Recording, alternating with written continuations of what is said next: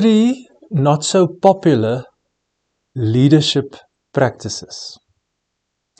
Welcome to this episode. If you enjoy the content, please subscribe, please like, make a comment to help me better the content. The aim is to have content every week. Today, 3 not so popular leadership practices. There's this story about Jesus when he was 12 years old.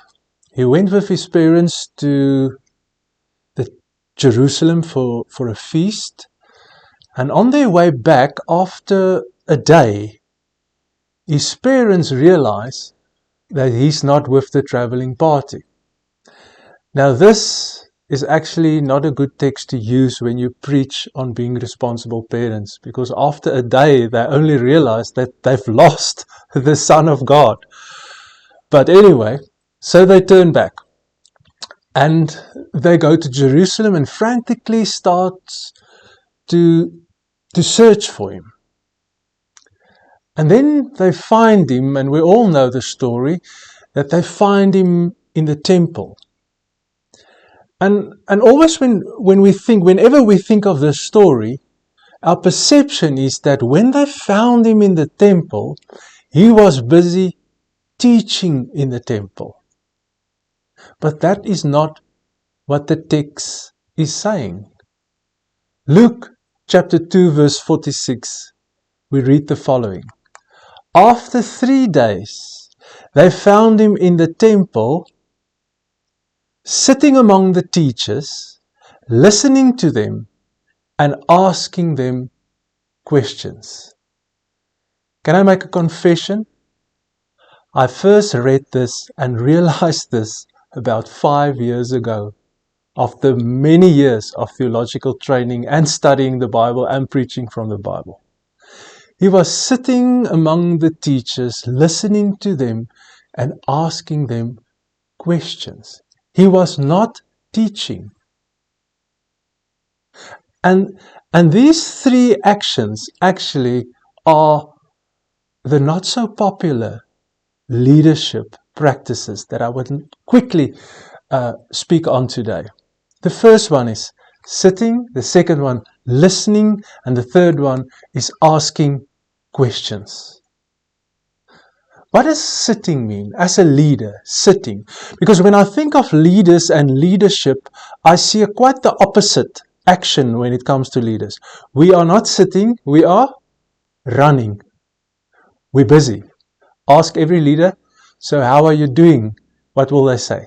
Hectic, I'm busy, running around. And it's almost like it contributes to our status as being an important and a very popular leader, is when people, think that we are busy. And it's actually a perception that we actually try to manage, to look busy as leaders. But a good practice as a leader is to sit. And sitting actually means intentionally making time. When I was in school, our neighbor used to come and visit my mom in the afternoons. And she would sit and visit with my mom and drink tea, but sometimes overstay her welcome. And this became a habit of her, staying longer and longer and longer. My mom became frantic because she had to get dinner ready for my dad that was on his way from work. So she had this new thing that she tried. She stood inside the door and didn't let this neighbor in, because she knew if the neighbor were to sit down, it's going to be a long session. Sitting down actually means intentionally making time to become better as a leader. Sitting down actually means intentionally making time to put a strategy onto paper. Sitting down actually intentionally means I'm blocking out space in my calendar where I'm not running around, but where I'm sitting. And Jesus took the time and he sat down. And then the next leadership practice, he was listening. He was listening to him. He took the time, and listening means that I stop talking. Because here's the other thing about modern day leadership, and when I think of pastors that are leaders, it's so true. We spend most of our time doing what? Talking, preaching, teaching, counseling, giving advice. And we never find time to listen. I once read that you can only learn if you stop talking.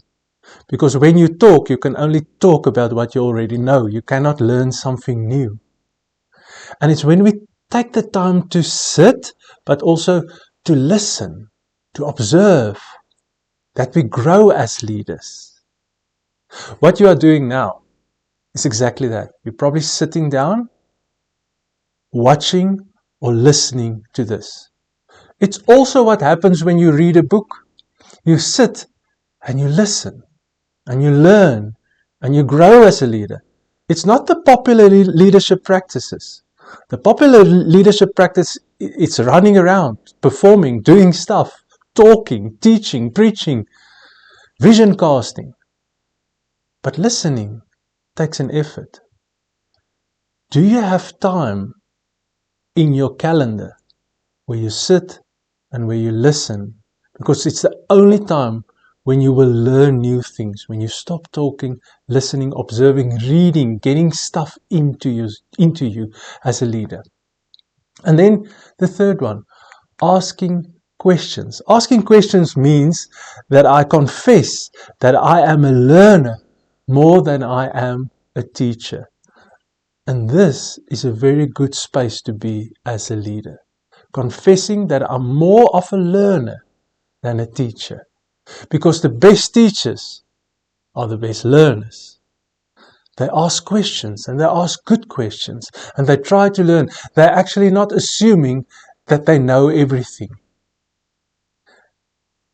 Again, the modern leader, he's running around, he's talking, and he's not asking questions. What's he doing? What are we doing most of the time? We're giving answers. We feel obliged to give answers to everybody that asks for it. So we never ask questions ourselves. It's a not so popular leadership practice. But if you can take time to sit, if you can take time to listen and learn new stuff, and if you can ask the right questions, you will grow as a leader. Ask the right questions to the right people. I remember as a young leader, I had a monthly appointment with a mentor, and I went to this mentor with a list of questions. And I remember driving away from that meeting. I was so amped, I was so energized, because I took time to sit and listen and ask questions. And this mentor imparted in me so many things that I learned. There's a spin-off. A student came up to his teacher one time and asked him, I've got a very good question. And the teacher said, okay, ask this question. And then he asks his question. And the teacher looked at him and he stayed quiet. And the student said, teacher, what's the answer to this question, this life question that I'm battling with? And the teacher said, it's a good question, one that I do not have the answer for. But let me tell you this, it's better to live your life with a good question than to die with a cheap answer. That's the spin-off, living with a question, trying to learn, trying to understand, will make you a better leader. But there's another spin-off. We find at the end of this story about Jesus, the following verse 52. And Jesus grew in wisdom and in stature and in favor with God and man. Why? Because he sat down, he listened, and he asked questions. And then he grew in stature.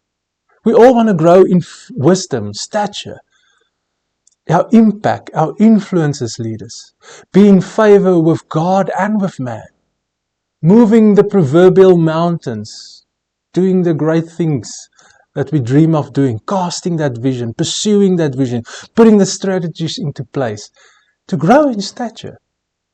But here's the 3 unpopular or not so popular leadership practices. Often sit down, often listen, often ask questions. Thank you for watching. See you next time.